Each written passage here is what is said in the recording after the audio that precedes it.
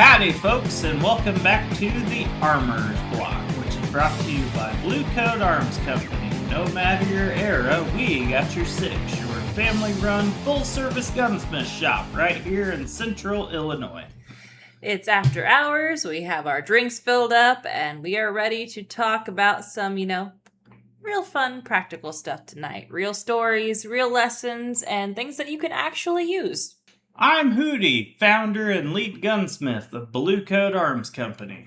And I'm Lydia. I run the back end of the shop, customer stories and admin type things, and I get to help explain all the fun gun things in car terms because that's how my brain works. Yeah.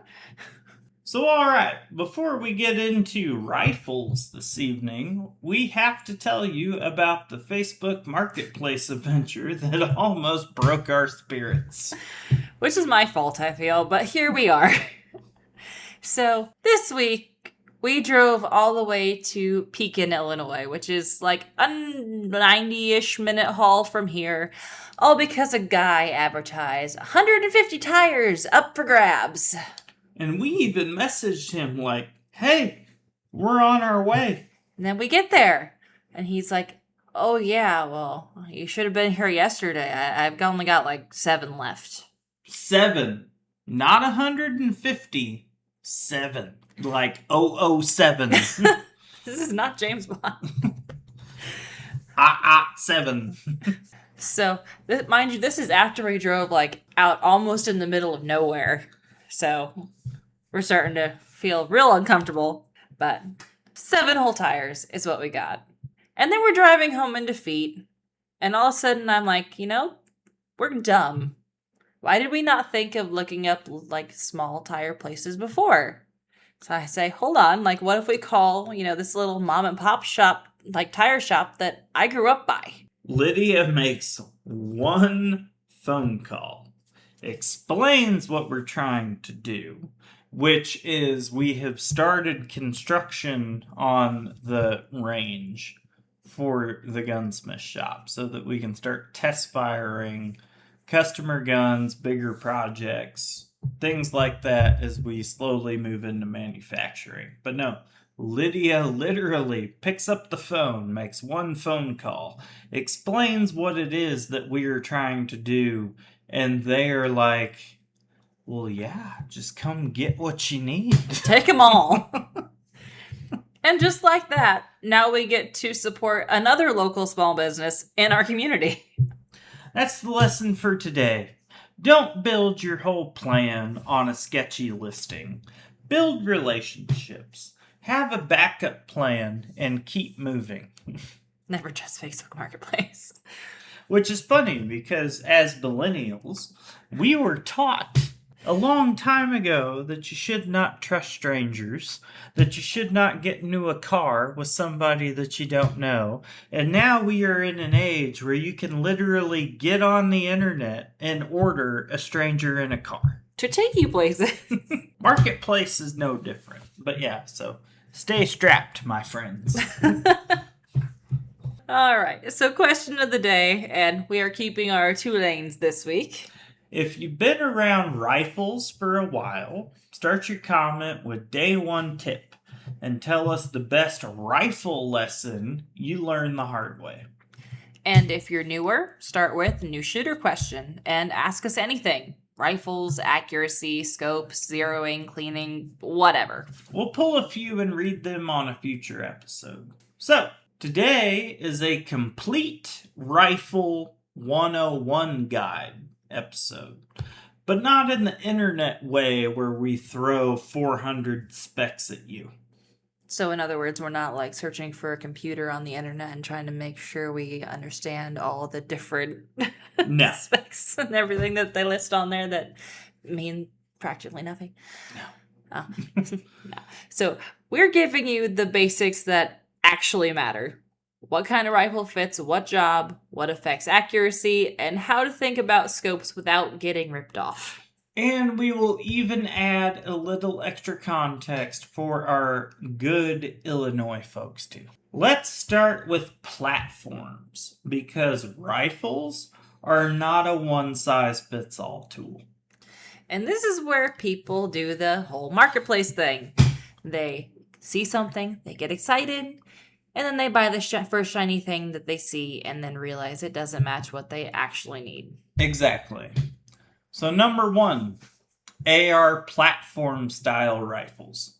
They're modular, easy to customize, and have great multi-role options. Number 2, bolt actions. Simple, strong, and usually the kings of consistency and accuracy. Number 3, semi-autos, non-AR. They are great for volume shooting and certain use cases. Number 4, lever action. They are fast cycling, got a classic feel to them, and they still get it done after all these years. Love lever action rifles.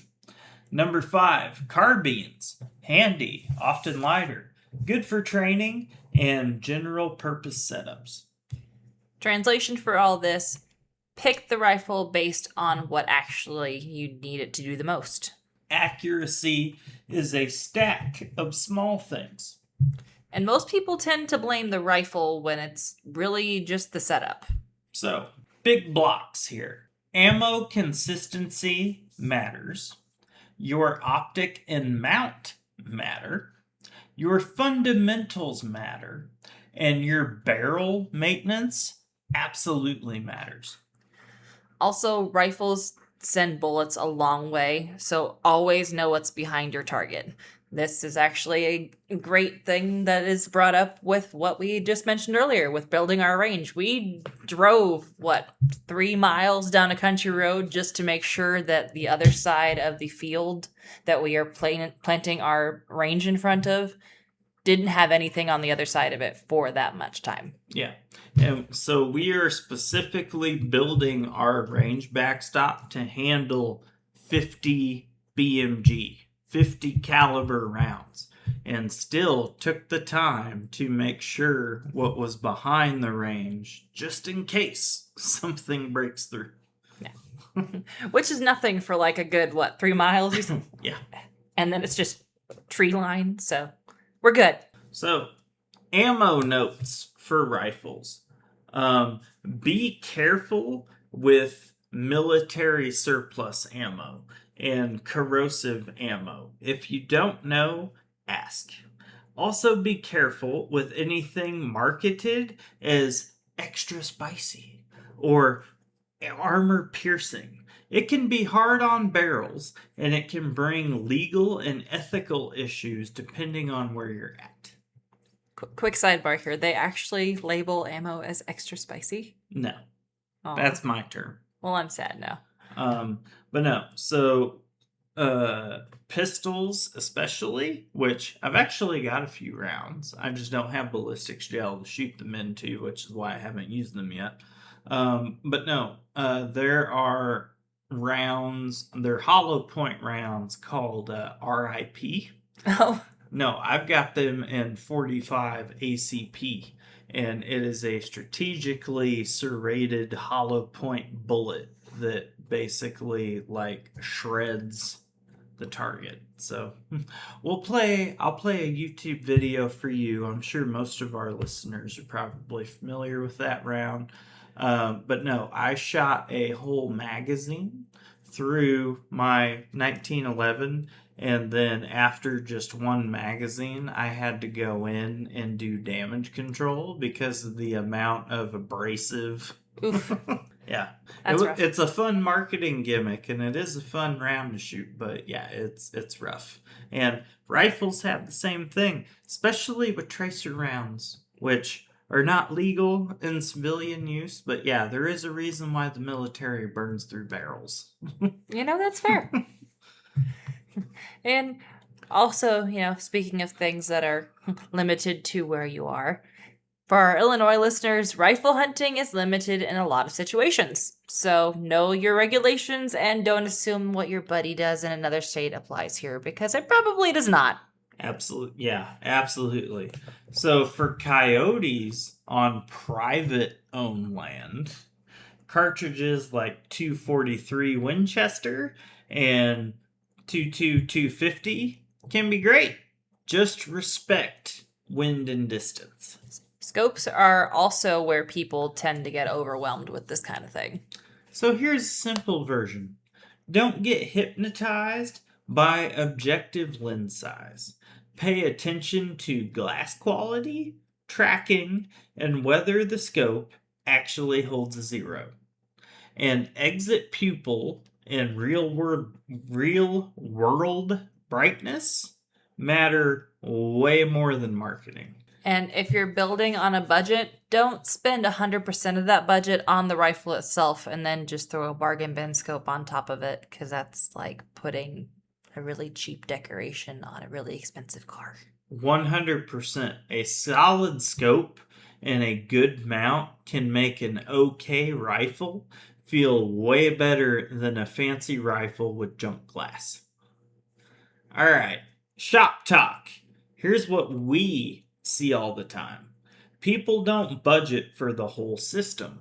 Rifle plus optic plus mount plus ammo plus cleaning gear plus storage. Most people only focus on the rifle or the optic or the ammo, and they don't care about the other stuff, which leads to gunk, corrosion, rust, all the other things that you guys have heard us talk about numerous times. Number 2, cleaning mistakes kill accuracy. I feel like we've talked about this recently. Once or twice. So use the right tools and don't beat up the crown or the rifling, and please don't go all caveman with the cleaning rod. Don't go wild in the bore. We're back to this. So, number 3, loose mounts are accuracy killers. If your groups are wandering, check your screws before you blame the barrel. And as we mentioned in the last episode, at least once a month, you should be checking the torque specs of all of this stuff. Number 4. It's almost like we've talked about this before. Storage matters. Humidity and neglect will most certainly ruin good equipment. And if you're going to sit here and you're going to comment that you keep your competition or long-range rifle in a foam case, I want you to take that foam case and beat yourself with it, because that is not optimal storage. I feel like you can't tell people that, but we'll look past it. Please don't. Please don't, because I don't want to have to drag him out of your house. And also, if you're not sure what you're looking at, ask. It is way cheaper to ask early than fix it way later when things have gone wrong and you have neglected it and left it in a foam case and angered Hootie. So angry. But no. So I have given this tip multiple times, and I will happily give it again. So if you are in a budget situation, or if you are in a house situation where you don't exactly have room for a gun safe, and you are stuck with a closet with kids, hello. The gun safe's in the shop, just to be clear. We do have a gun safe. But no. So if you are stuck with budget constraints or house constraints or whatever, no. If you are stuck with soft cases, the best thing that you can do with a soft case or a foam lined case is do not completely close it. Leave part of it open, at least the width of the buttstock. And the other thing that you can do that will drastically improve your storage optimization is buy or keep those silica gel packets that come in different things that you order online. The chiclets have a solid use here. Yeah.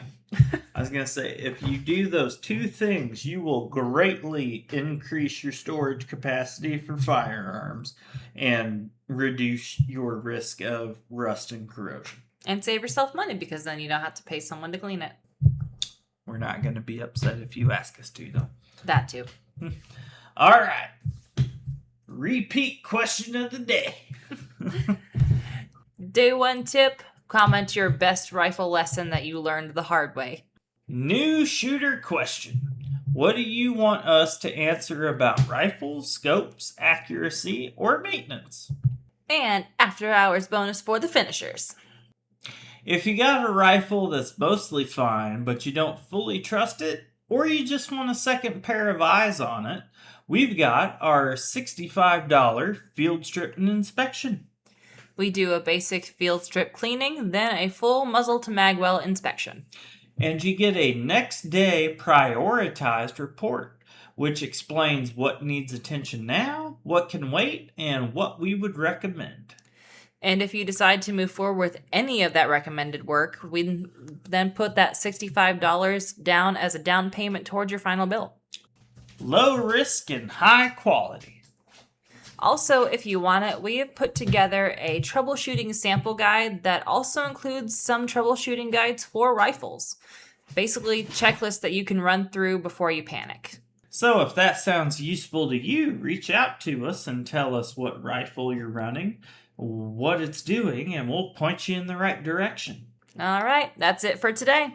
Respect the basics, build the full system, and don't let hype or a sketchy listing make your decisions for you. And remember, no matter your era, We got your six.